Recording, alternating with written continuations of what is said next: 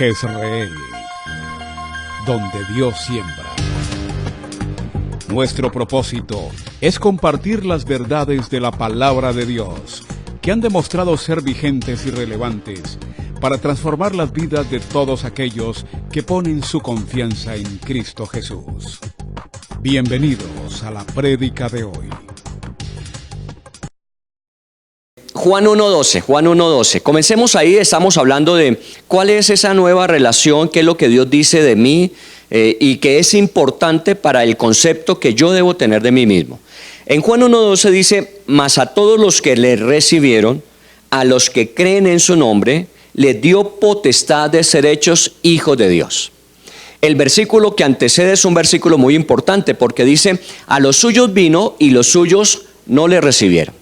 De alguna manera, entre el versículo 11 y el versículo 12 hay dos posiciones. Una es aquellas personas que tienen la opción de, al conocer el mensaje de salvación, decir sí o decir no. En el versículo 11, aquellos a los que Jesús vino dijeron no le conocieron.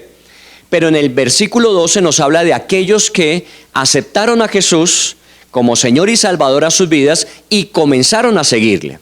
A esos la Biblia dice allá en el versículo 12 que los llama la familia de Dios. Entonces comenzamos con un buen término, hijo de Dios.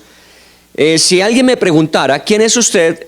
De pronto tendría que hablar de mi familia, de la que vengo, mi familia de origen. Tendría que hablar de la constitución de mi familia actual, que es mi esposa con mis hijos. Tendría que hablar de la familia que tengo de una comunidad que se llama la Iglesia Jezreel. Pero tendría que incluir, y que ella sería la más importante y la que va a perdurar por más tiempo, tendría que decir, yo formo parte de la familia de Dios como un hijo de Dios. Y todos estos ambientes son muy importantes. ¿De dónde viene usted familiarmente? Es muy importante. ¿Qué familia usted constituyó? ¿Qué familia usted está invirtiendo su tiempo, esfuerzo y recursos? Es muy importante. Esta familia ampliada, la familia de la fe, es importante. Pero la más importante de todas las familias es que nosotros llegamos a ser hijos de Dios, miembros de la familia de Dios. Así que si yo te respondo a la pregunta, ¿quién soy yo? A la luz de este versículo, tendría que decir, yo soy un hijo de Dios. Y formo parte de su familia. Entonces para mí podría aplicarse perfecta y literalmente, el Padre nuestro que estás en el cielo, santificado sea su nombre. Si yo soy hijo suyo, yo me puedo relacionar con Dios como mi Padre. No como una oración que aprendí y repetí, sino como una relación que estoy empezando a acrecentar momento a momento. Entonces Juan 1.12 nos habla de nosotros como hijos de Dios y miembros de una familia.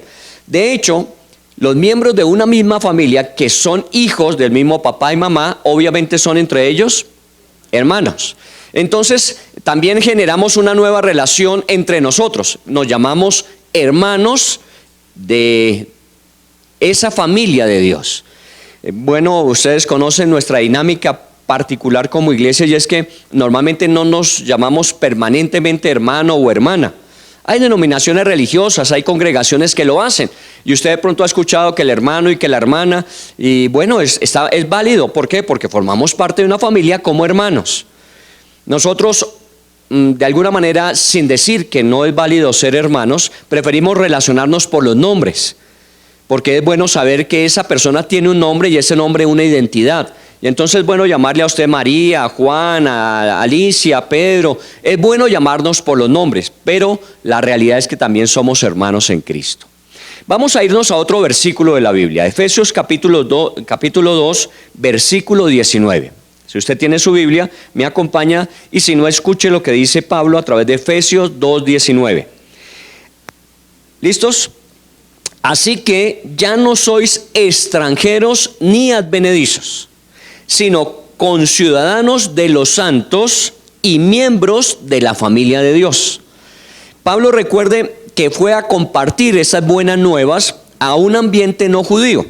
La mayoría de los discípulos de Jesús, los seguidores de Jesús fueron judíos, porque bueno, Jesús vino al pueblo de Israel inicialmente. Y de allí Jesús, a través de judíos, empezó a propagar el evangelio. Pablo, como uno de ellos, su propósito particular, su misión de vida consistía en llevar el evangelio a pueblos no judíos. obviamente ubíquese en esa época, no en nuestro momento porque tenemos más información, pero si nos fuéramos a la época de Jesús, cuando Pablo, un judío, hablaba de un judío llamado Jesús que había venido a cumplir las profecías acerca de un Mesías que iría a pagar por el pecado de los hombres, para ellos iba a ser más complicado entender eso. Y entonces ellos podían llegar a pensar si era necesario entonces renunciar a su ciudadanía y adquirir la nueva ciudadanía como judío, porque el mensaje venía de judíos a través de un judío que había dado su vida. Por eso aquí Pablo hace aclaración diciendo, porque ya no somos ni extranjeros ni advenedizos. El hecho de que no son parte del pueblo de Israel como nación, no quiere decir que aquellos que reconocieron a Jesús también como Mesías, no siendo judíos, tuviesen que volverse judíos para vivir su experiencia con Cristo. Ellos ahora ya no se llamaban ni extranjeros ni advenedizos. Tenían la misma categoría que los judíos que habían aceptado a Jesús. ¿Cuál era esa categoría? Dice, somos conciudadanos. O sea, participamos de los mismos beneficios que los demás ciudadanos del reino de los cielos. Es otra expresión que usa la Biblia y bien vale la pena tenerla en cuenta. Nosotros somos, la mayoría de nosotros colombianos, somos conciudadanos en este país. Pero cuando hablamos y formamos parte de la familia de Dios, tenemos que decir que somos conciudadanos del reino de los cielos. De alguna manera, el día que usted parta o que cualquiera de nosotros partamos, ese día vamos a estar eternamente morando con Dios y esperando la llegada de los que partirán después o partiremos después. Pero ya en el cielo, ¿qué seremos? Conciudadanos del reino de los cielos. O sea, de alguna manera ya se empezó a entretejer entre nosotros una relación que va más allá de la muerte. Porque siendo de la familia de Dios, hijos de Dios, conciudadanos del reino de los cielos, eso quiere decir que nuestra ciudadanía, de la cual hablamos después de la muerte, ya está garantizada. Usted será un hijo, una hija de Dios, miembro de la familia de Dios, conciudadano en el reino de los cielos. Pero lo más importante es lo que concluye, diciendo que no solamente participamos de una misma ciudadanía, sino que formamos parte de una sola familia, la familia de Dios. Y esto es importantísimo. Bueno, dentro de nuestras culturas, ciertos apellidos tienen algún realce cultural. Entonces, usted sabe que si usted menciona ciertos apellidos dentro de nuestra cultura bogotana o dentro de nuestra cultura colombiana, vamos a decir, esa es una familia que ha sido prominente en medio de nosotros. Para no ofender a nadie mencionando apellidos locales, hablemos de Estados Unidos, la familia Kennedy en un momento determinado. Cuando se hablaba de la familia Kennedy, se hablaba de una familia que había tenido una fuerte influencia en la nación americana. Y ya todo el mundo sabía quiénes eran los Kennedy. Si nosotros hablamos de la familia de Dios, nosotros como ciudadanos del reino de los cielos, conciudadanos nosotros juntos de ese reino, pues obviamente estamos hablando de una categoría de familia que está por encima de nuestros apellidos y procedencia actual. Usted puede venir de una familia de un gran renombre, usted puede venir de una familia que ha generado una influencia en la sociedad, y eso es bueno, pero aún es más el que usted se considere, como dice la Biblia, hijo o hija de Dios, miembro de la familia del Dios de los cielos. Solamente por un momento haga el ejercicio de si esta verdad en la Biblia es cierta para usted. ¿Cómo se sentiría usted cuando usted dice, yo soy un hijo de Dios o yo soy una hija de Dios?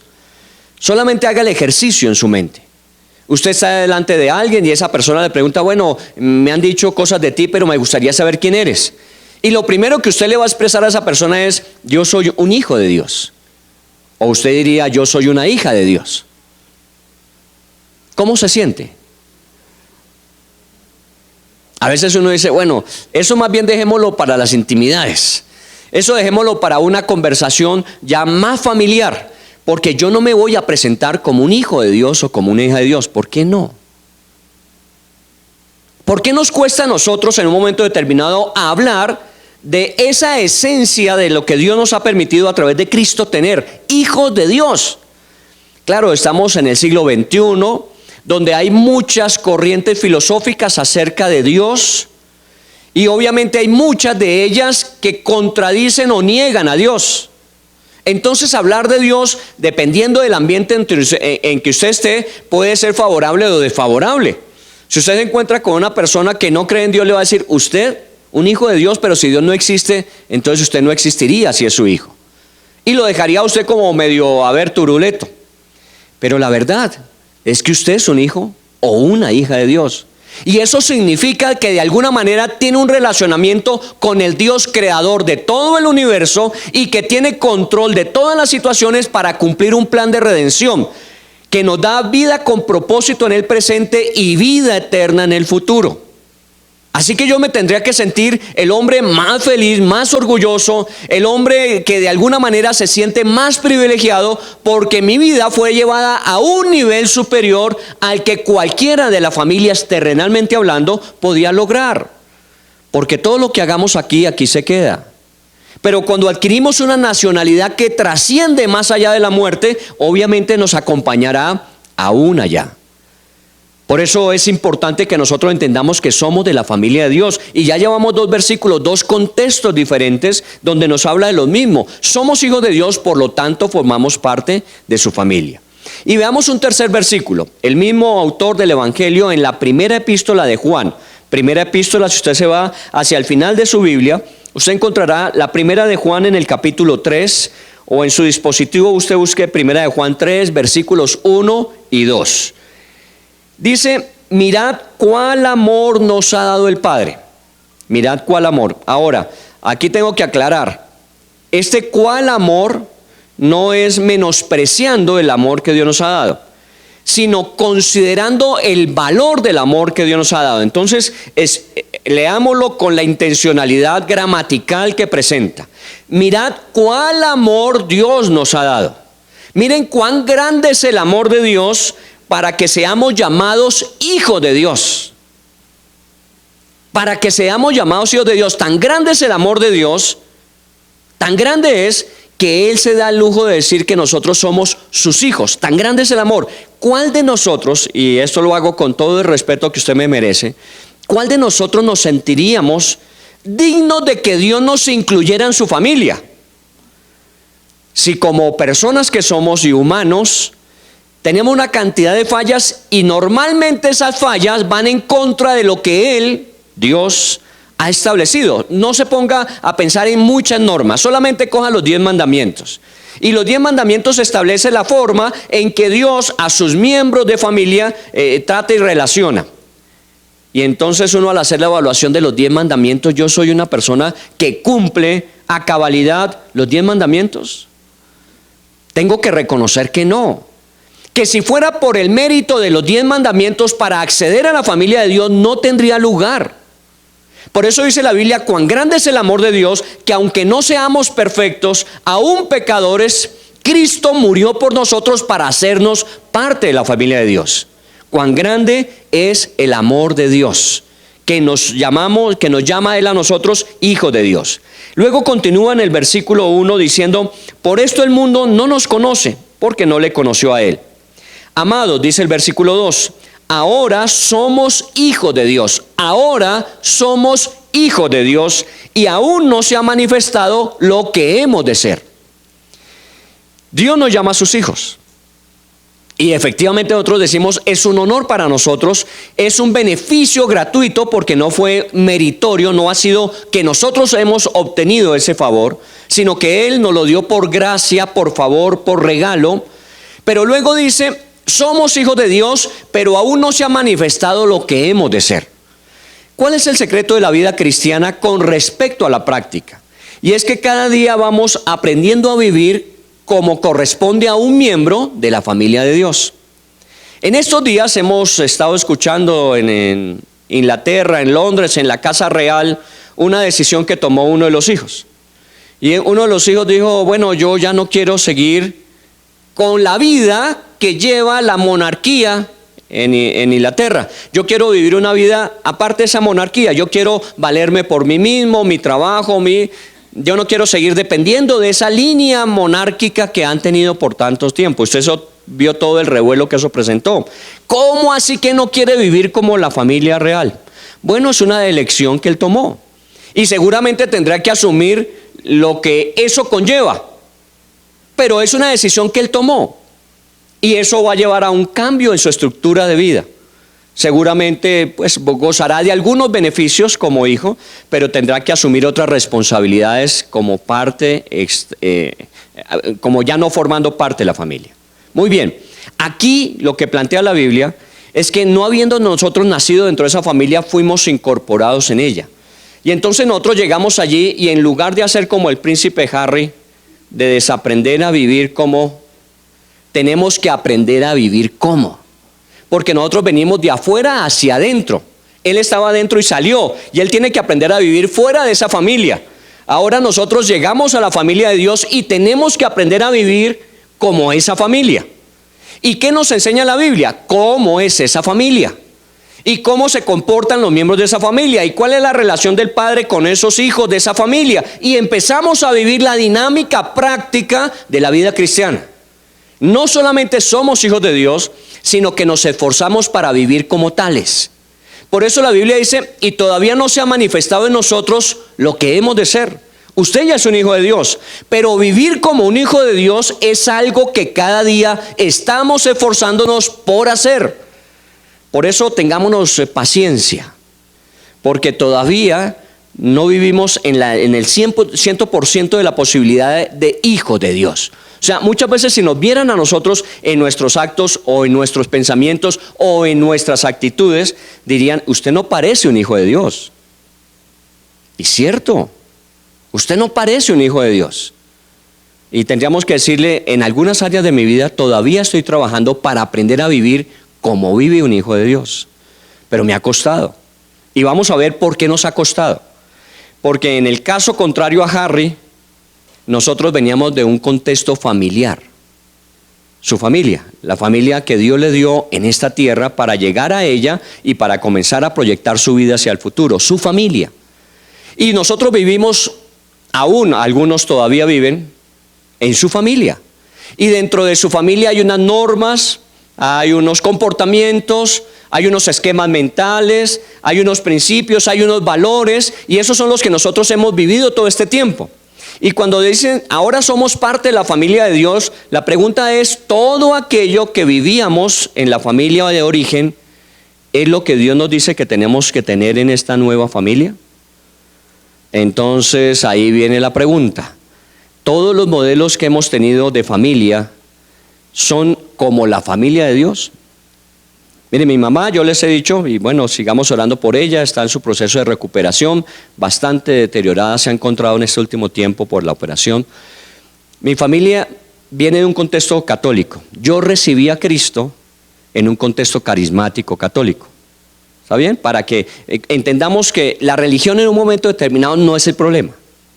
Es la búsqueda de una relación. Y Dios me dio la oportunidad a través del movimiento carismático conocer de Dios. Pero antes de llegar a ese conocimiento de Dios a través de la Biblia y una relación personal, mi mamá era una mujer muy religiosa y siguió siendo muy religiosa. En este último tiempo de su vida, pues obviamente que lea la Biblia o que tenga una oración coherente es muy difícil por su problema de Alzheimer. Pero una de las cosas que yo vi en mi mamá es que era una mujer tremendamente espiritual. Ella tenía un salón de belleza. En el salón de belleza había una vitrina donde ella tenía la caja donde guardaba la plata cuando le pagaban. Y encima de la caja de la plata siempre hubo un Buda.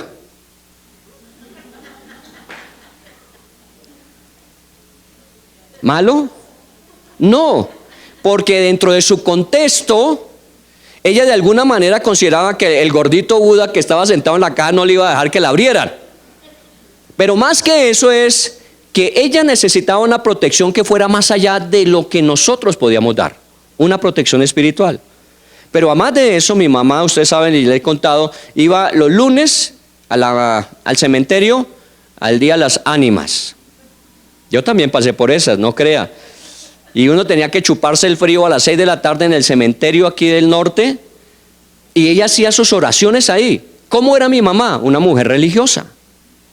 Y muchas veces en la iglesia de la 63, esa se llama la de Lourdes, mi mamá entraba de rodillas desde la puerta y se iba hasta el atrio de rodillas.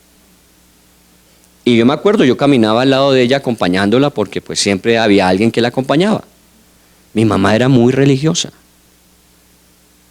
Pero cuando mi mamá recibió a Cristo, que llegó el momento de entender personalmente la relación, más que un conjunto de normas religiosas, mi mamá empezó a hacer una transformación en su vida con respecto a su práctica. De los recuerdos que tengo, ella vivía aquí por el Boulevard Niza, en la 52, por el Boulevard Niza. Su habitación con mi papá era en el tercer piso, un tercer nivel. En el primer nivel, en el garaje, estaba la peluquería, el salón. Entonces, cuando yo llegaba del colegio, 2, 3 de la tarde, entonces entraba buscando a mi mamá. ¿Dónde está mi mamá? Mi mamá no estaba en el salón. Normalmente tendría que estar ahí, pero si no habían señoras que atender, ella no estaba ahí. Tenía 6 hijos a los que estar procurándole todo el mantenimiento y un marido, entonces tenía otra actividad adicional. Pero cuando entraba ya a buscarla en la cocina, en la sala, tampoco estaba. Entonces subía al segundo nivel y buscaba en nuestras habitaciones. Ahí estaban las habitaciones de los hijos. Tampoco estaba allí. Entonces debía estar en el último nivel. Subía al nivel donde estaba su habitación. Y muchas veces cuando llegué allí, mi mamá estaba de rodillas al lado de su cama, leyendo su Biblia. Y esa es una imagen que yo no olvido de mi mamá. Su religiosidad en el pasado, una religiosidad válida a la luz de lo que conocía, ella la experimentaba con pasión. Imagínense lo que es ir de rodillas desde la puerta hasta el atrio en la iglesia de Lourdes. Si usted quiere, hágase el recorrido a ver. Y lo hacía. O irse una noche de lunes al cementerio a rezarle a las ánimas. Lo hacía. En lo que ella sabía, ella practicaba. Pero cuando ya encontró que la relación personal con Dios era una relación directa y que a través de la Biblia podía Dios revelarse a ella, ella empezó a tener esa práctica. Y yo vi que ya al final ya no había un Buda sobre la caja de la plata. Porque si ella estaba buscando algo que la cubriera, que la protegiera, que protegiera sus bienes, había descubierto que Dios era suficiente para eso. Y que no necesitaba otras cosas adicionales en filosofía o creencia aparte de Dios. Esa es la experiencia de mi familia. Y como le digo, la viví durante 19, 20 años con ellos. Yo después ya salí de mi familia, de mi casa familiar, de paternal, y entonces empecé esta experiencia con Cristo. Pero muchas de esas cosas religiosas para mí estaban inculcadas por lo que vi. No era que mi mamá o mi papá se sentaran a decirme una u otra verdad de estas que ellos practicaban.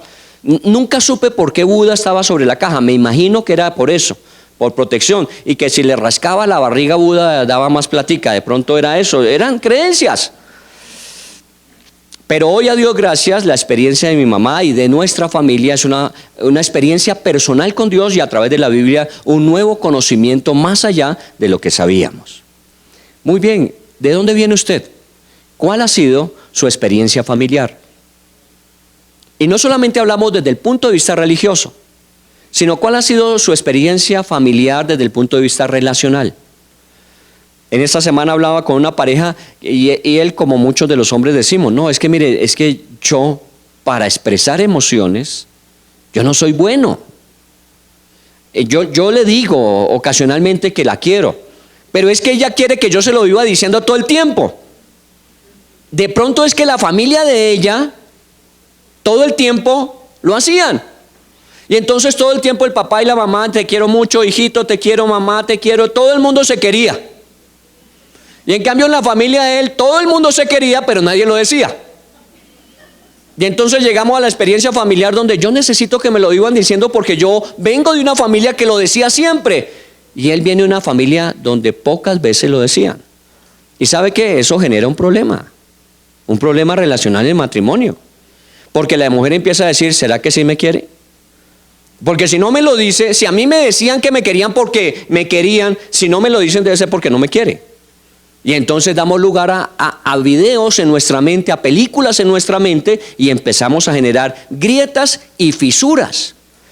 De pronto, y lo que pude decirle a esta familia, ¿saben qué? Hablen un poquito más de ustedes. En la segunda sesión de consejería para el matrimonio, el curso prematrimonial, en la segunda sesión hay 43 preguntas que le hacemos a quienes se van a casar. Y son preguntas que usted ni se imagina. Bueno, los que han tomado el curso antes de casarse lo saben. Pero son preguntas como, ¿y quiénes eran sus mejores amigos en la niñez? ¿Y a usted qué le interesa? A mí no me interesa, pero a usted le es interesante. Porque muchas de esas relaciones influyeron en usted para llegar a ser lo que es. ¿Dónde vivió su familia? Otro de esos problemas críticos que estoy viviendo en este tiempo por el ministerio que hacemos es los militares. Los militares se trasladan de un lugar a otro porque así es la dinámica propia de esa vida militar, los trasladan de un lugar a otro. ¿Cuándo las familias y en particular los hijos de los militares pueden tener relaciones de amigos a largo plazo? Nunca. Porque cuando están empezando a construir unas relaciones, inmediatamente lo trasladan al papá y entonces toca dejar todos esos amigos que tenía e ir a buscar otra vez una experiencia de hacer nuevamente amigos. Y cuando se empieza a lograr hacer eso, nuevamente lo trasladan. Así que uno no tiene la posibilidad de desarrollar amistades a largo plazo. Y a veces la gente dice, ¿cómo usted es de ingrato? Pues es que no sé otra cosa. Es que yo nunca generé relaciones de amistad a largo plazo. Mis relaciones fueron de corto plazo y son intensas, pero mientras duran. Pero no me pida que yo después de 10 años, 15 años le esté llamando porque no fue el modelo familiar. Entonces tenga en cuenta cómo nuestras familias de donde venimos de alguna manera han influido en lo que somos. ¿Quién eres? Gran parte de lo que eres fruto de esa experiencia familiar previa. Ahora vienes a la nueva familia de Dios y uno dice, bueno, ¿y esto funciona aquí o no funciona aquí? Hay cosas que funcionan y hay cosas que no funcionan. Hay cosas que tenemos que aprender y hay cosas que tenemos que dejar. Hay cosas buenas que tenemos que mantener. Pero la pregunta es entonces, ¿qué debo dejar, qué debo mantener y qué tengo que asumir? Como una familia ahora nueva que se llama la familia de Dios. Muy bien, vamos a buscar en la Biblia un modelo que nos permita hacer una barrida, un barrido rápido sobre experiencias que se van presentando en las familias y que con el tiempo influyen en lo que somos. Vamos a mirar Éxodo 3:6. Si usted me ayuda en Éxodo 3:6. Éxodo capítulo 3, el versículo 6 dice, y dijo, yo soy el Dios de tu padre, Dios de Abraham, Dios de Isaac y Dios de Jacob. Entonces Moisés cubrió su rostro porque tuvo miedo de mirar a Dios. ¿Recuerdan con la famosa zarza ardiente que no se consumía? ¿Recuerdan que Moisés estaba por allá en el monte y se acercó a una zarza que ardía y no se consumía? Y entonces cuando se aproxima, Dios le dice, detente porque vas a hablar conmigo. Y entonces Moisés seguramente en su mente preguntó, ¿y quién es? Yo no he conocido nunca una zarza que hable. Y entonces tuvo que aclararle quién estaba ahí para hablar con él.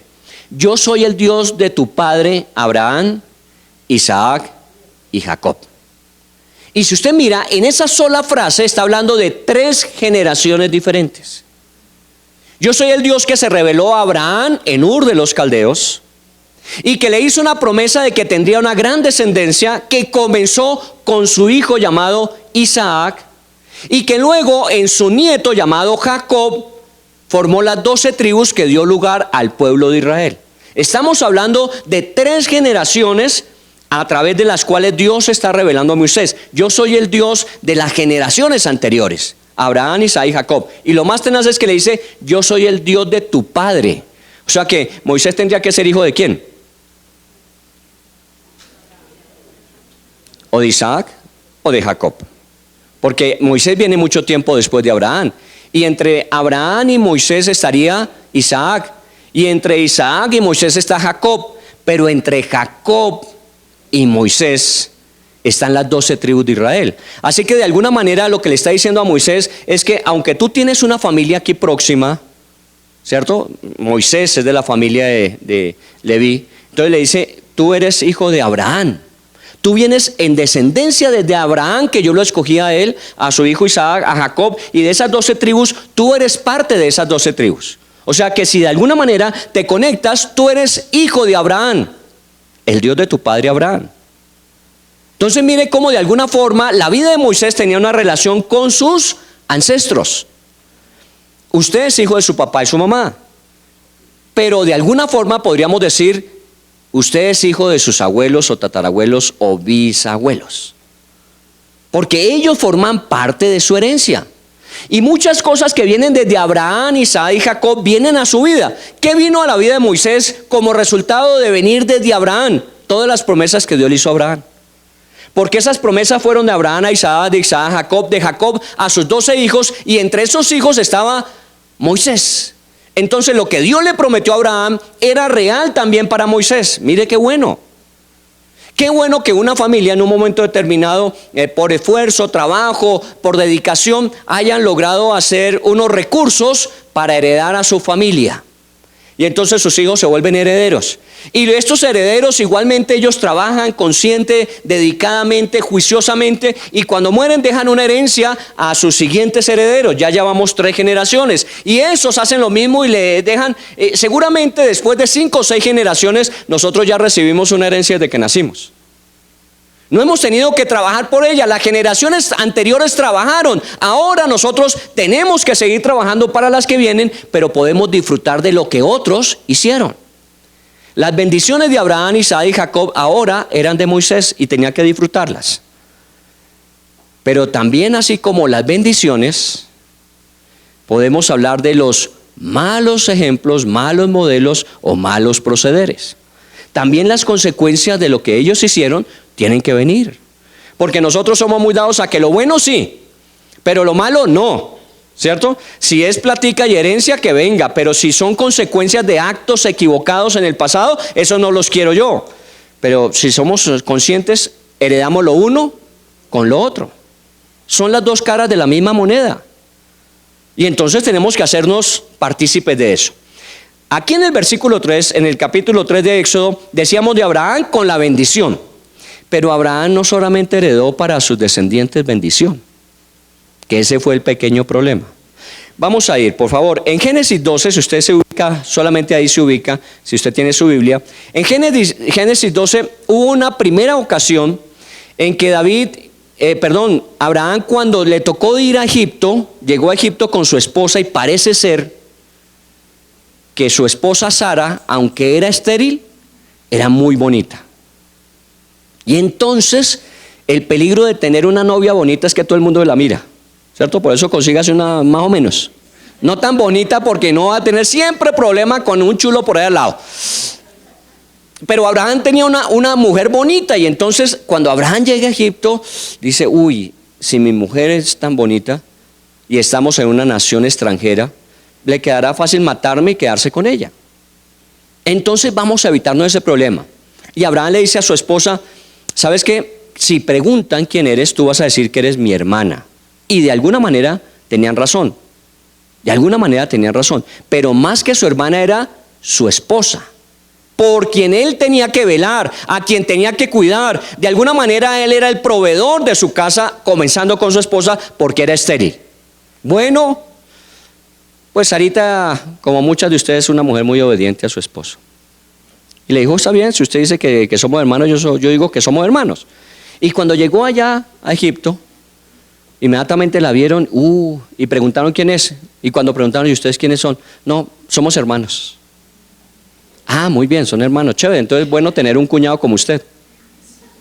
Porque si son hermanos y uno se cuadra a la hermana, pues se vuelve cuñado. Entonces tener un cuñado como Abraham valía la pena. Ese fue un episodio en Egipto. No fue el único. Y Dios tuvo que intervenir allí para que efectivamente ese matrimonio se preservara, porque si fuera por Abraham, a lo mejor hasta él le hubiese dejado que a su mujer la hubiera cogido a alguien y hubiese hecho con ella lo que quisiera, porque como era su hermana él no podía. Pero si era el esposo, él tenía que velar por la seguridad e integridad de ella. Pero estaba él cuidándose a sí mismo, el temor, el miedo, el egoísmo propio de la naturaleza humana. Pero ese no fue el problema. Voy a leer ahora sí Génesis 20. 8 capítulos más adelante, se repite la misma historia. Génesis capítulo 20, ¿cierto? Ya está usted allí, versículo 2.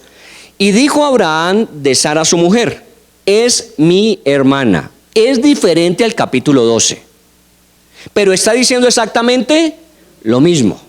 Y ya en el capítulo 12 Dios se lo había advertido. Confíe en mí, no tenga que usted estar diciendo mentiras para preservar su vida. Yo soy el que lo cuido a usted, así que confíe en mí. Y si le preguntan quién es su esposa, diga que Sara es su esposa, no su hermana.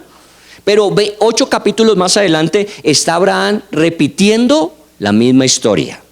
Cuando le preguntaron a Abraham, dijo, ella es mi hermana. Y Abimelech, oiga bien este nombre, Abimelech, rey de Gerar, envió y tomó a Sara. Lo mismo que habían hecho en Egipto. Y aquí Abraham está repitiendo el mismo proceso sin corrección. Hemos dicho, Julio Iglesias en esa época ya existía. Tropezó de nuevo con el mismo pie y con la misma piedra, ¿o no? Está en la misma situación de antes y está volviendo a actuar de la misma manera que antes. No, ella es mi hermana. Entonces el rey dijo, bueno, si es su hermana, venga cuñado, tráigala y yo la atiendo bien. Versículo 3, pero Dios vino a Abimelech en sueños en la noche y le dijo, he aquí, muerto eres a causa de la mujer que has tomado, la cual es casada con marido. Imagínense, Dios tuvo que intervenir ahí en la habitación, en la privacidad, cuando ya este rey de Gerar, llamado Abimelech, iba a tomar a Sara por mujer. Entonces Dios tuvo que intervenir y dijo, no la toque porque lo mato. Así debió haber dicho Abraham o no. Pero como Abraham no lo dijo, entonces Dios tuvo que sacar la cara por él. Y le dice, si lo tocas eres hombre muerto. Mas Abimelech no se había llegado a ella y dijo, Señor, ¿matarás también al inocente? ¿No me dijo él, mi hermana es? Y ella también dijo, es mi hermano. Con sencillez de mi corazón y con limpieza de mis manos he hecho esto. Y le dijo Dios en sueños, mire esta realidad tan importante. Dice, y Dios le dijo en sueños, yo también sé que con integridad de tu corazón has hecho esto. El hombre no era malintencionado, solamente procedió de acuerdo a lo que en las condiciones que había se daban. Y entonces él dice, pero perdóname, yo no sabía, a mí me dijeron que era hermana y ella misma dijo que era su hermano. Entonces yo procedí como normalmente se procede en estos casos. Y Dios le dijo, yo sé que tu corazón tenía eso. Oiga bien, Dios conoce las intenciones del corazón, lo que la gente no puede ver. Porque si nosotros juzgáramos a Abimelech diríamos, era un libidoso de tiempo completo, ¿no? Un lujurioso, me ha dicho, no podía haber falda porque iba detrás. No era así. El hombre honesto dijo, yo vi una mujer bonita que era soltera y yo le propuse matrimonio y aquí estamos y resulta que ahora me salen con que es casada. Yo no sabía. Y Dios le dice, tranquilo, yo sé que tú tienes un corazón con integridad y yo también te detuve de pecar contra mí, así no te permití que la tocases. Ahora pues devuelve la mujer a su marido porque es profeta y orará por ti y vivirás. Y si no la devolvieres, sabe que de cierto morirás tú y todos los tuyos. Entonces Abimelech se levantó de mañana, llamó a todos sus siervos y dijo todas estas palabras en los oídos de ellos y temieron los hombres en gran manera. Mire la intervención, segunda vez, no es la primera.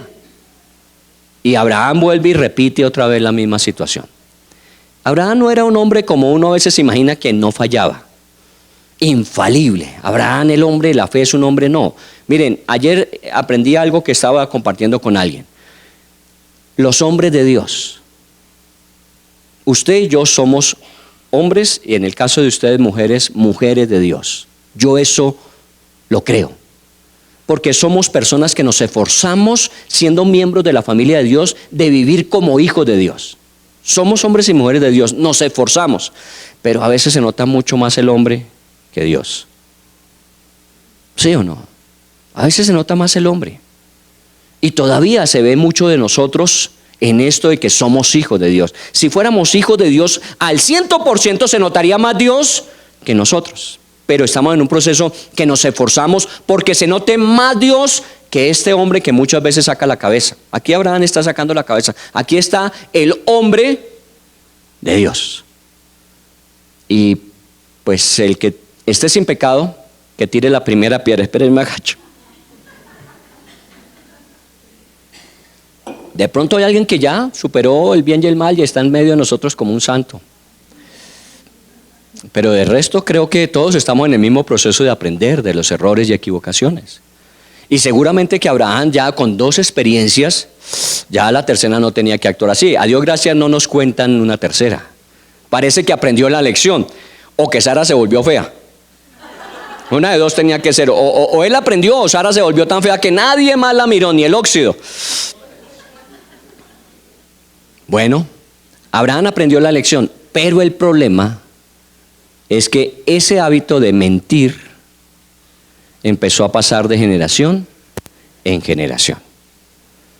El problema se resuelve, pero las consecuencias permanecen. Y esas a veces las cosas que nosotros no alcanzamos a contabilizar. Nosotros decimos, sí, pasó, ya eso es historia. Sí, es historia, pero las consecuencias de esa historia todavía de pronto la estamos viviendo. Mire, vamos a irnos un poquito más adelante. Estábamos hablando de Abraham. Abraham tuvo un hijo que se llamó Isaac. Entonces vamos a hablar de Isaac y de Rebeca. Génesis capítulo 26, Génesis 26.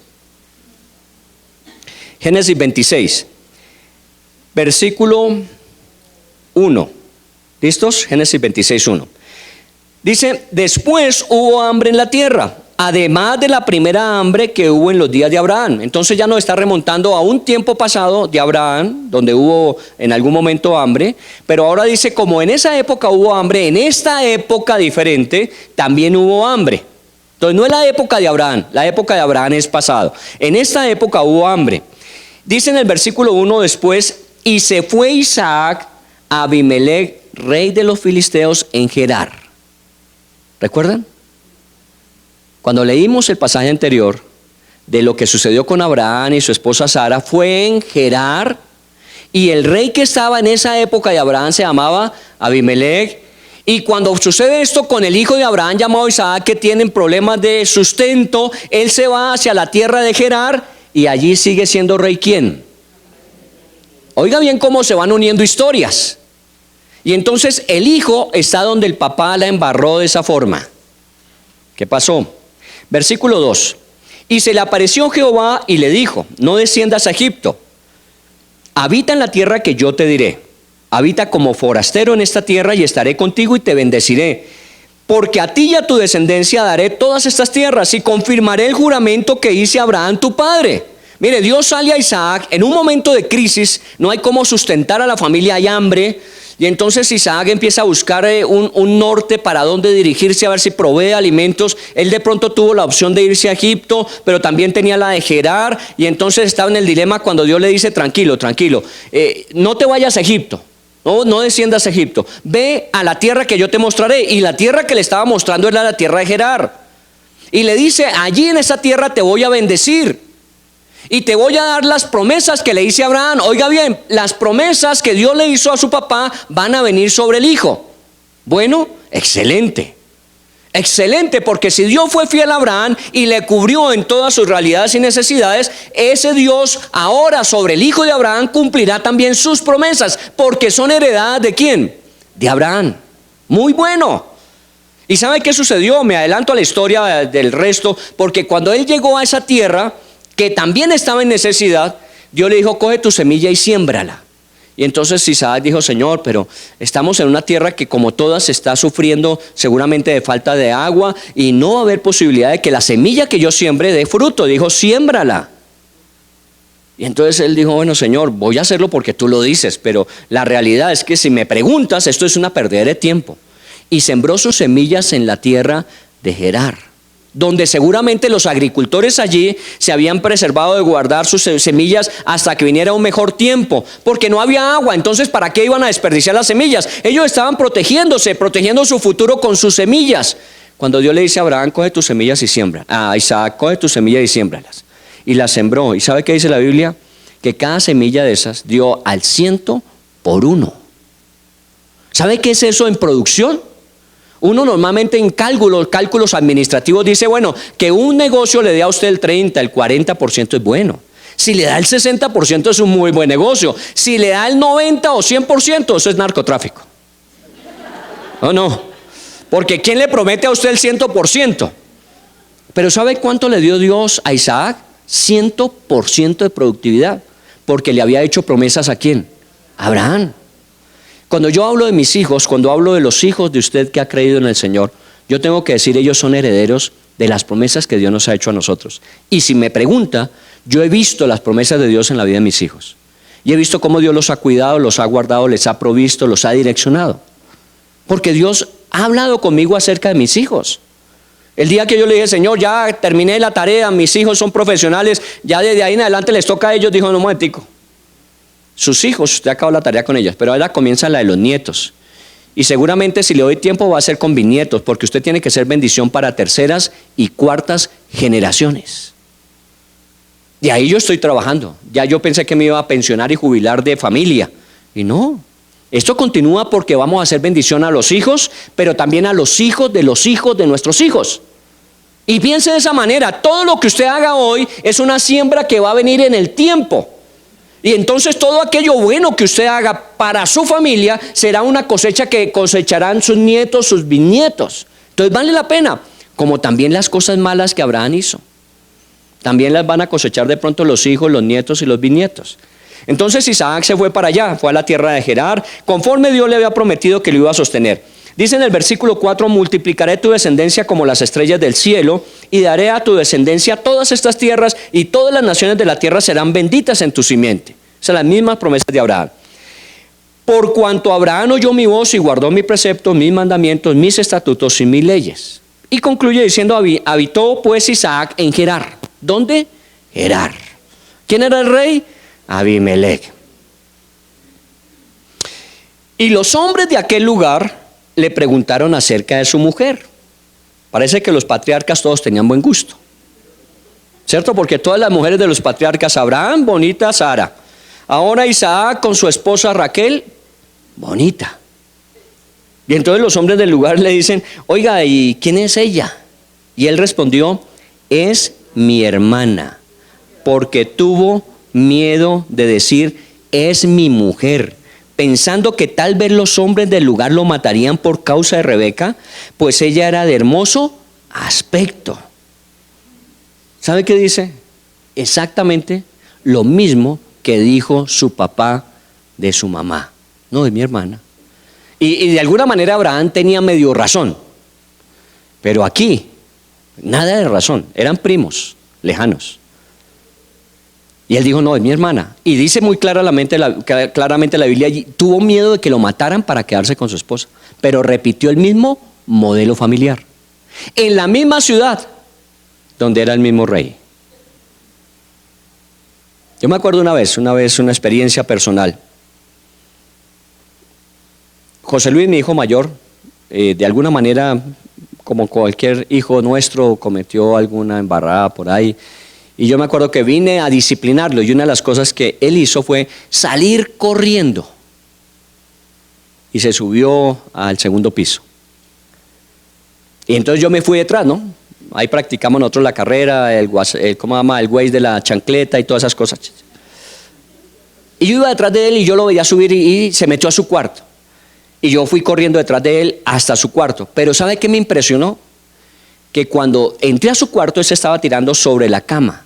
Y cuando lo vi sobre la cama, me vi a mí mismo, tiempo atrás, haciendo exactamente lo mismo con mi papá. Era como si le hubiesen dicho a José Luis, mire, su papá hizo esta, hágalo usted igual. Y a nadie le había dicho a él eso. Fue impresionante, fue como si yo me devolviera en el tiempo a cuando mi papá me estaba persiguiendo a mí. Y cuando él se tiró en la cama como se tiró, porque era como si estuviese yo allí, estaba repitiendo el mismo proceso. Y es increíble, yo quedé paralizado en ese momento y dije, esto es igual.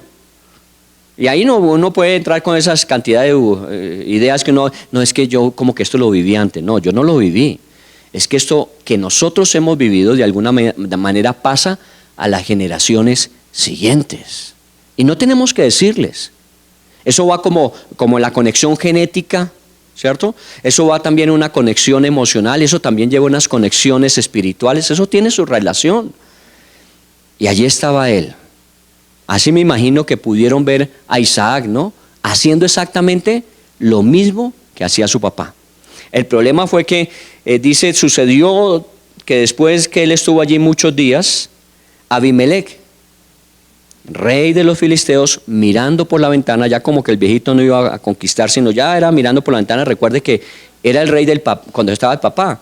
Ya el rey debe ser un hombre mucho mayor, ¿cierto? Y él estaba mirando por la ventana y vio a Isaac que acariciaba a Rebeca, su mujer. Bueno, también era fisgón el viejito a esa altura, se vuelven viejos verdes a esa altura. Y él estaba mirando y vio que la estaba acariciando. De pronto estaban en su intimidad, esposo y esposa, pues normal. Y él lo vio y llamó a Abimelech a Isaac y le dijo, es aquí, ella es de cierto tu mujer. Y menos mal que no le preguntó, ¿y usted de quién es hijo, mijito? Porque le dirían, no, es que mi papá también se la había hecho a usted, ¿o no? Y llamó a Abimelech a Isaac y le dijo, ella es de cierto tu mujer. ¿Cómo pues dijiste mi hermana? E Isaac le respondió, porque dije, quizás moriré por causa de ella. Y Abimelech le dijo, ¿por qué has hecho esto? Por poco hubiera dormido alguno del pueblo con tu mujer. Ya no fue él. Recuerden que ya es un viejo, dice, pero cualquiera del pueblo hubiera podido llegar. Y yo tuve una experiencia en el pasado con un hombre que Dios me dijo que si la tocaba me mataba. Y usted pudo haber causado lo mismo. Bueno, mal que no sabía que era el hijo. Pero se están repitiendo los modelos. Y eso es importante. ¿Quiénes somos? Entonces hay muchas cosas que han influido en lo que somos. Partiendo de cómo Dios nos hizo y todas las experiencias familiares, todas las experiencias y circunstancias en las que hemos atravesado y hemos llegado a ser lo que somos hoy día. Pero esta es la familia de la que venimos, la familia de origen. Y cuando Dios nos dice, y todos los que han recibido a Cristo ahora son parte de la familia de Dios, son hijos de Dios, uno dice, bueno, muy bien, ya soy de una nueva familia. Pero el problema es que traemos hábitos de la familia anterior. Hábitos de la familia anterior. Otra experiencia que les he contado, cuando nosotros hicimos el plan Padrinos de diciembre para los niños del bienestar familiar. Llevar un niño del bienestar familiar a la casa durante el tiempo de diciembre. Ellos normalmente no tienen esa oportunidad. Entonces uno iba, hacía la solicitud de que dejaran ir a uno de sus hijos para que pasaran las fiestas de Navidad con nosotros. Y lo llevamos y estaban con nuestros hijos. Y efectivamente, pues una época donde, usted sabe, buñuelos, natilla, comida en abundancia, por eso todavía a esta altura del paseo estamos bajando los kilos que recibimos en diciembre. ¿Y sabe qué hacía el niño? El niño comía muy despacio, muy despacio. Y entonces mis hijos, todos cansados, cuando terminaban ellos de comer, ellos sí rapidito para ir a ver televisión o jugar, y el chino se demoraba y se demoraba. Y entonces ellos, ¿nos levantamos? No, hasta que no terminen no nos levantamos. Hasta que un día se cansaron. Claro, mis hijos terminaban y tocaba esperar media hora, una hora más, esperar que el otro acabara. Entonces dijeron, no, ¿y por qué no come rápido? Y él contestó, porque no quiero que se me acabe. Una realidad de su experiencia. Está en una familia donde puede comer abundantemente y si quiere repetir, puede hacerlo, pero él todavía vive con la costumbre de, si yo me como esto es lo poco que tengo, y entonces trato de prolongarlo lo máximo posible. A veces nosotros venimos a una nueva familia, la familia de Dios, pero todavía traemos hábitos de la familia anterior. Hay cosas buenas que imitar y hay cosas que tenemos que erradicar. Y podríamos seguir hablando, porque tiempo nos faltaría, como dicen, tiempo nos faltaría para hablar, pero ya se nos acabó el tiempo. Porque podríamos hablar de qué hizo Jacob y Raquel. ¿Recuerdan Jacob y Raquel? Bueno, comience con Jacob y Rebeca, la esposa de Isaac. ¿Recuerda cuando el viejito ya estaba a punto de morir, que dijo, bueno, voy a darle la bendición a mi hijo? Y entonces la esposa y el hijo dijeron, vamos a ganarnos esa bendición. Y engañaron al papá, aprovechándose de su ceguera y su vejez. Patrones que se van repitiendo. Y cuando Jacob sale de su familia y se va a la tierra de su esposa, ¿qué le sucedió con su suegro? Engaños van, engaños vienen. Cuando ya Jacob pudo prosperar y Dios le dijo, sal de la casa de tu tío, de tu suegro tío, y vete a la tierra que Dios le dio a tu papá Abraham, Isaac, vete a la tierra. Él cogió todo lo suyo y se fue, solo que una de sus esposas cogió los ídolos de la familia, ¿recuerdan? Eran muy valiosos para las familias de esa época tener sus propios ídolos, eso generaba protección, seguridad, y entonces la Raquel se los cogió y se los llevó escondidos. Jacob no supo. Y cuando ya se fueron, entonces llegó Labán a su tierra y dijo, ¿y qué pasó? ¿Dónde está la familia de Jacob? No, que todos se fueron hace 7 días. 7 días. 7 días de camino. Bueno, era una familia grande, con ganado, con mujeres, con niños. No iba tan rápido. Entonces él dijo, no, vamos a salir a buscarlos. Porque se dio cuenta que se habían robado sus ídolos. Y entonces llegó y alcanzó a Jacob y le dijo, mire Jacob, primero está mal hecho que usted se hubiese ido sin despedirse. Usted debió haberme avisado que se iba. Y la Biblia dice literalmente que él le engañó no diciéndole que se iba. A lo mejor cuando Labán salió a atender sus asuntos, Jacob le dijo, nos vemos en la noche. ¿En la noche? ¿Pero de qué mes? ¿De qué año? Ya se había ido. Usted me engañó, no me dijo. Y fuera de eso se trajo mis ídolos, me robó. Y entonces Jacob dijo, pero ídolos, yo lo único que me traje fue a sus hijas y nuestros hijos y el ganado que me corresponde y él dijo, no, me robaron los ídolos. Entonces, ¿sabe qué dijo Jacob? Que muera en quien encuentres los ídolos. ¿Y sabe quién los tenía? Raquel, la esposa que él más amaba, pero él no sabía que ella los tenía. Y la otra, tampoco majadera, iba a dejar que supiera. Entonces, cuando empezó, Jacob le dijo, mire, busque donde quiera, y si los encuentra, muere el que los tiene. Y entonces Labán empezó con sus hombres a buscar, y cuando llegaron a la tienda de Raquel, ¿recuerdan? Raquel abrió un hueco en el piso, metió los ídolos y se sentó encima de ella. Cuando llegó el papá, es que estoy buscando mis ídolos, mija, ¿usted no los ha visto? Porque su marido como que medio ladrón no salió. No, yo no los he visto. ¿Y por qué no se pone de pie, mija, para saludarme? Es que estoy con la costumbre de las mujeres. Mentiras, tras mentiras, tras mentiras. Y vamos en la tercera generación. A veces patrones que hemos ido adquiriendo vienen de la herencia de nuestras familias del pasado. Por eso ser cristiano no es tan sencillo como la gente imagina. No, es que yo soy hijo de Dios. Sí, y tenemos que aprender a vivir como tales. Pero tenemos que desaprender lo que muchas veces hemos aprendido que no es correcto.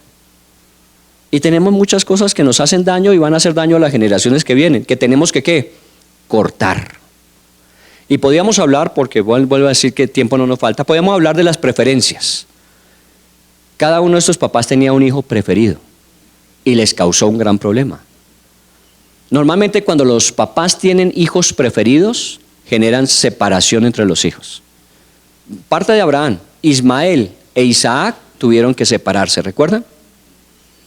Después Jacob y Esaú tuvieron que separarse. Y coja la cuarta generación, coja la cuarta, José.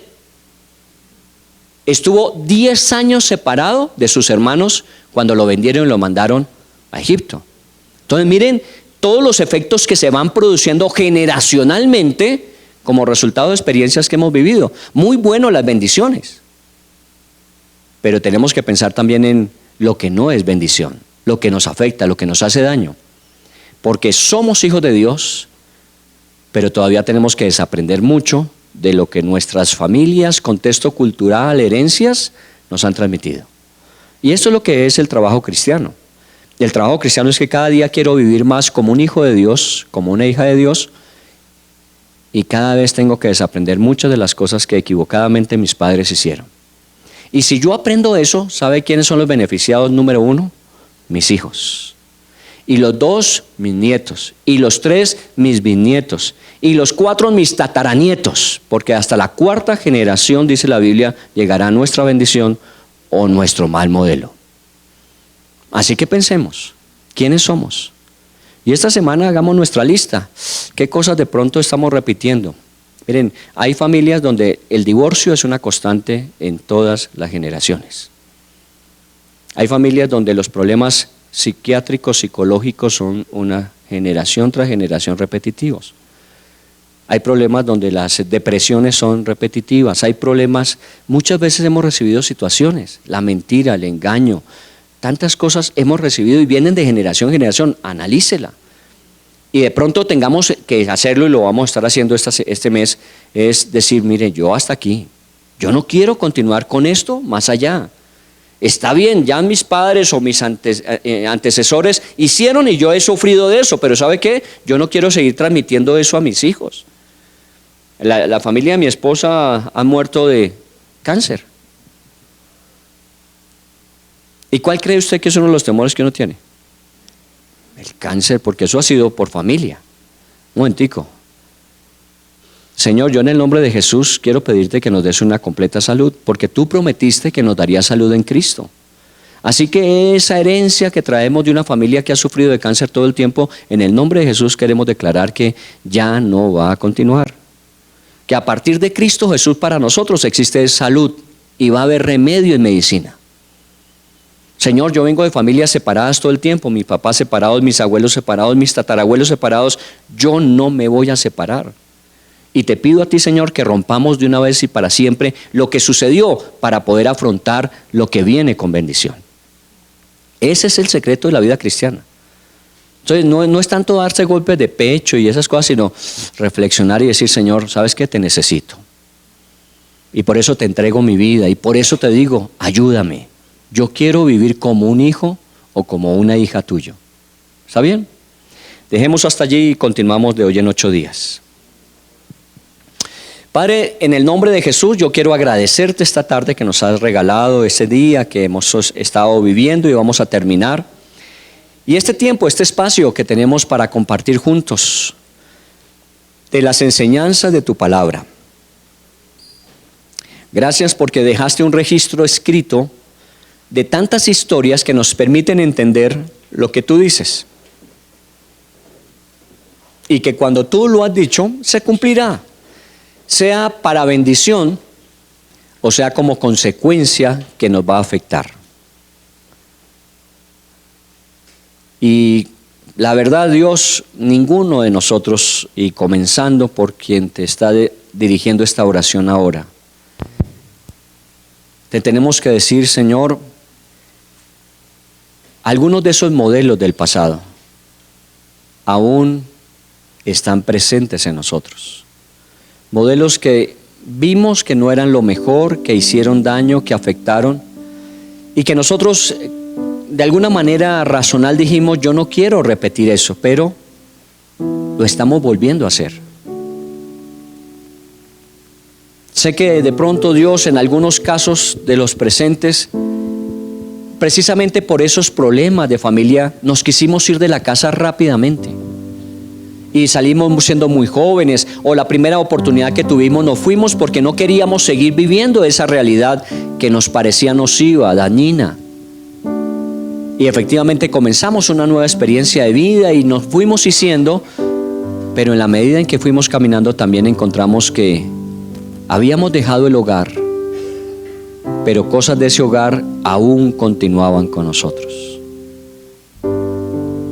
Porque no era solamente el lugar físico, ni las circunstancias que se daban en las relaciones, sino los modelos, los patrones de comportamiento, los esquemas mentales, las experiencias emocionales que aún permanecían con nosotros. Y eso queremos pedirte en este tiempo, Dios. Que nos permitas entender que aunque nos esforzamos por ser los hijos que tú quieres que seamos, aún estamos luchando con muchas cosas de los hijos que fuimos en el pasado. Y no quisiéramos seguir con esto, Señor, porque sabemos que nos dañamos y dañamos a otros con ello. Y a veces hasta nos damos cuenta que estamos dañando a los que menos quisiéramos dañar, a nuestros propios hijos. Por eso, en el nombre de Jesús, yo te pido que me ayudes. Yo quiero heredarle a mis hijos bendición. Yo quiero que estos patrones que de pronto han venido de mi familia de generación en generación, no transmitamos más a las generaciones que vienen, Señor. Eso quiero. Pero tengo que decirte a ti, yo necesito tu ayuda. Yo necesito que me ayudes a sanar mi propio corazón, a sanar mi mente, mis esquemas, a sanar, Señor, mi temperamento y sus reacciones, a sanar mi vida, Señor, en relación. Yo necesito que tú me ayudes a entender cómo tengo que ser como hijo tuyo. Y yo me esfuerzo y quiero, Señor, pero tú sabes que aún mi anhelo no siempre es acompañado por mi fuerza, porque no tengo tantas. Y tengo que decirte, esfuérzame, Señor. No me dejes que desista. Sé que he ido avanzando, pero aún me falta mucho. Todavía no soy lo que he de ser como hijo de esta familia de Dios. Pero no quiero desistir, no quiero desmayar. Lo que hasta ahora he vivido y he visto, Señor, ha sido bendición y quiero continuar con esa bendición. Pero ayúdame, Señor. Y aquí tenemos que cada uno de nosotros ser muy sinceros, Señor, ¿en qué necesito que me ayudes? Y dígaselo usted a Dios, ¿en qué necesita específicamente? Porque usted ha sido consciente de eso. Que Dios le ayude. El Señor dice, clama a mí y yo te responderé y te enseñaré cosas grandes y ocultas. pídeme y yo te daré. Vengan a mí los que están cargados, trabajados, y yo los haré descansar. Son promesas que Él da. Lo único que tenemos que ir a Él y decirle: Señor, yo ya no puedo más con esto. Y tú sabes que me he esforzado y he sido honesto, y seguramente Dios dirá: yo conozco tu corazón y tus intenciones. Pero muchas veces has confiado en ti mismo, en tu fuerza, que tú puedes cambiar, y te das cuenta que aunque haces el mejor esfuerzo, no es suficiente. Déjame a mí ayudarte. Déjame a mí tomar tu carga. Déjame a mí romper tu atadura. Déjame a mí romper tu esclavitud y dejarte ir libre. Déjame a mí hacerlo. Y entonces es cuando de rodillas uno tiene que decir: Señor, me rindo y dejo que tú hagas de mí la persona que tú quieres que yo sea. Gracias, Señor, porque sé que tú operas en nosotros. Este año dijimos: vamos a vivir una espiritualidad emocionalmente sana. Queremos vivir una espiritualidad no, Señor, aparente, sino una realidad de la espiritualidad contigo, que sana nuestras emociones, que sana nuestros recuerdos, que sana nuestros esquemas y nos permite vivir como decimos que la Biblia enseña. Trae, Señor, sanidad y medicina. Trae bendición sobre estas familias que están representadas aquí. Te damos gracias por nuestros padres, nuestros abuelos. Ellos hicieron lo mejor hasta donde ellos de pronto conocían y sabían. No les estamos juzgando que intencionalmente quisieron dañar a sus generaciones siguientes. Hicieron hasta donde podían, hasta donde conocían. Pero, Señor, nosotros ahora que conocemos esta realidad, sabemos que no podemos excusarnos en lo mismo, diciendo: no sabíamos.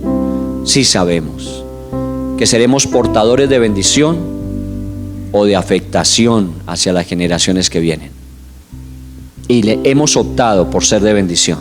Hemos decidido ser de bendición para las generaciones que vienen después de nosotros. Gracias te damos por colocar bálsamo en las heridas. Porque cuando tú nos tocas a veces nos duele, porque todavía, aunque no se ve, hay una infección que está ahí debajo, Señor, y nos duele porque todavía nos está haciendo daño aunque no se ve. Y es necesario tocar y sanar. Yo sé que estás tocando y sanando heridas, y que seguramente vas a cerrar y ya no van a volver a doler, porque tú haces sanidad y medicina para nosotros. Qué bueno contar contigo, Señor, qué bueno.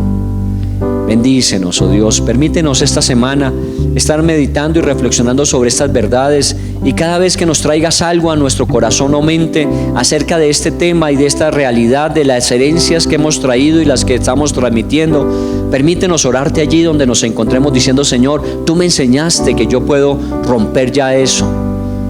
Tú me llevaste a pensar que puedo ser de bendición y no más de afectación, y yo quiero vivir de esa manera. Dígaselo al Señor. Seguramente Dios va a seguir tratando con nuestro corazón.